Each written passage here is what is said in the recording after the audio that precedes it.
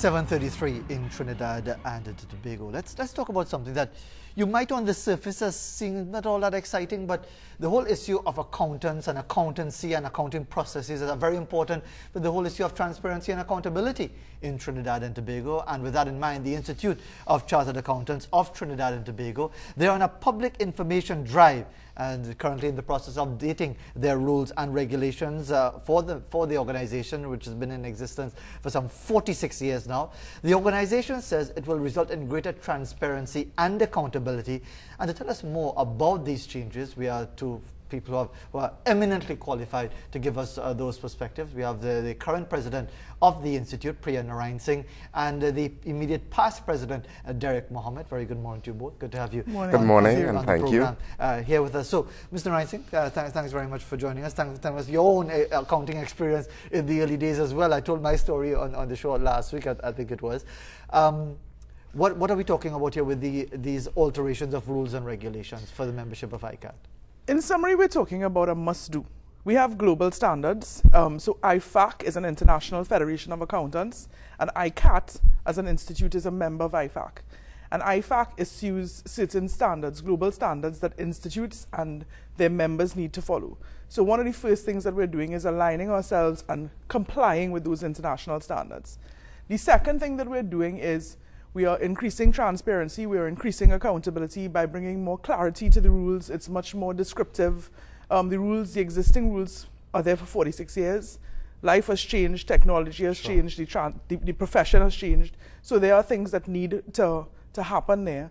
And I guess the third part that we're doing is really making sure that the public that we serve is served well by a group of accountants that are well regulated.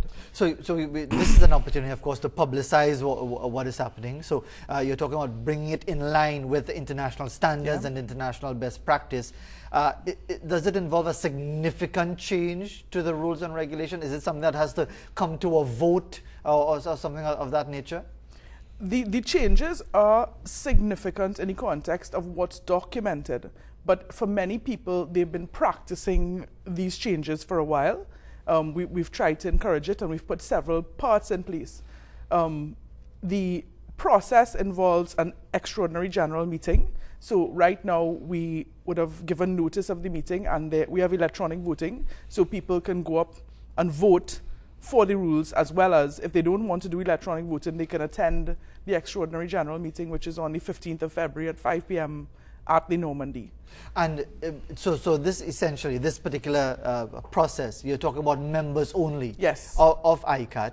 How will this actually translate into greater transparency and accountability, and two, as you pointed out, a better quality of service to your clients and customers? Well, one of the most significant changes we've made is we've defined what public practice is. So right now, if you wanted to do an audit and sign off an audit in Trinidad and Tobago, you have to be a member of ICATT and licensed by ICATT to do so. That's how the laws are written.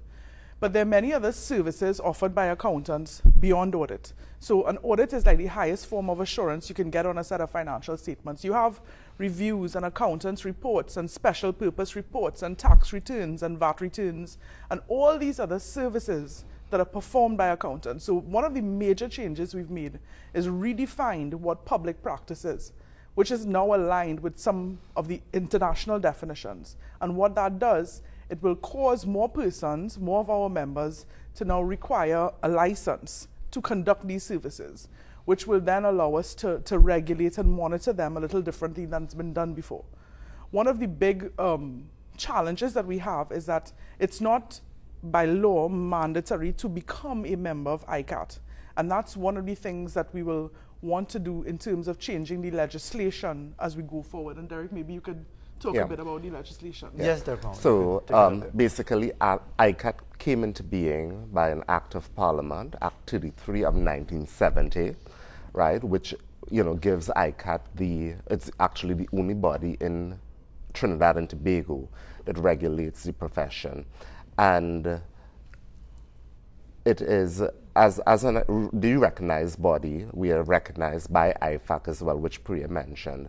And basically, the framework in which accountancy groupings operate, it's that we need to comply with SMOs, right, which is statement of members' obligations. Right. So ICATT needs to align itself with those, and this is what we're trying to do with the rules and regulations.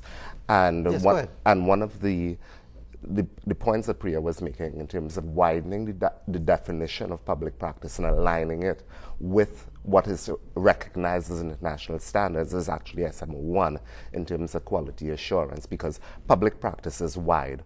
Anything that you do beyond a trial balance is actually defined out there in the outside world as public practice. Right, so we need to broaden that entire definition of public practice. And just you mentioned the issue of regulation and the function of ICATT.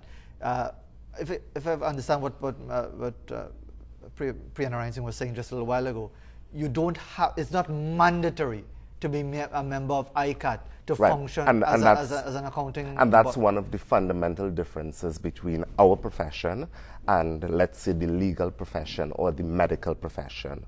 Right, so in Trinidad and Tobago, in order to practice as a lawyer, you need to be registered with the Law Association.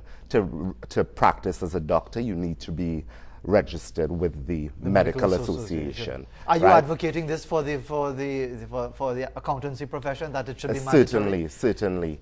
Are you getting resistance from that? What it does, well, as with everything else, I guess it's because it's not compulsory right now.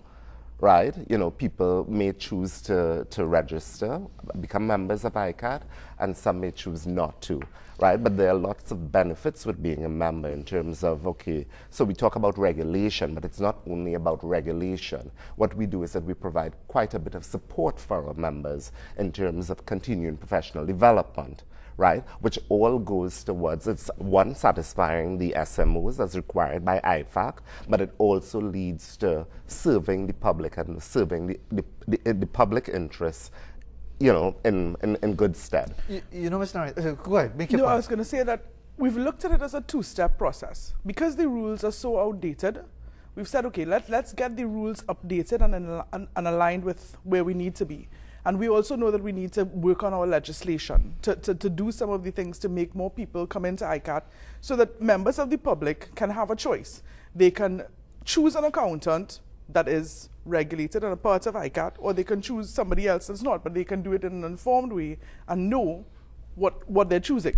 And before we continue with our dialogue, the extraordinary meeting takes place on the 15th of February at the Normandy. Yes.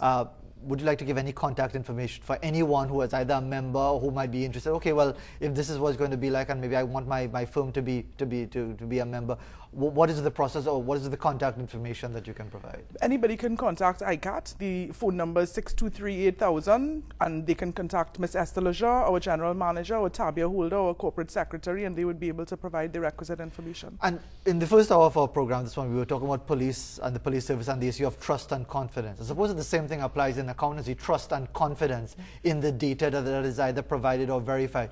What is your position, Mr. Narinesingh, on that? Because at the end of the day, regulations, rules, and whatever, it all amounts to, especially when you talk about the business sector and business organizations wanting their accounts audited and so on, it has to be done by an organization that, by its brand, by its record of performance, will provide trust and confidence that the client is looking for. Do you feel that ICATT is fulfilling that function by its rules and processes to ensure that the profession is sufficiently well regulated to maintain those high standards? I think that there are many persons that are living by those standards, and we have many accountants that are doing the right thing every day. But I think that there are some persons that need to raise the quality of what they're doing, and what ICATT is doing by updating its rules and regulations is raising that bar and evening the playing field to make all aspire to that. And a final thought from you, Derek, Mohammed, on that. In moving forward with these updated rules and regulations, and as you said, in 46 years, so much would have happened in accounting process, ways of doing business and so on. Do you think that ICATT, with these revised rules and regulations, will be able to advance the profession sufficiently so it can meet these demanding times? Certainly, this is not optional, and as a recognized member body of IFAC, we actually do something called an action plan. So basically, we state in this action plan where the profession is, how we are satisfying these member obligations, right, and how we intend to fill those gaps. And one of the key elements to fill those gaps is these rules and regulations, that we do actually need to bring the quality and the standard up to the level as required by IFAC. And before we conclude, just again, that contact information for anyone who would like to get more info on this process and the organization generally. 623-8000 is ICATT's phone number. You can contact Ms. Lejar or Ms. Tabia Holder. They would be more than able to give you the required information. All right, well, just about time to conclude this segment. Thanks very much for being with us at 7:44 in Trinidad and Tobago. I think the international organization needs to change that acronym, though. It's a little too close to saying something that could get you in a lot of trouble in the public domain. We'll take a break and come back right after this.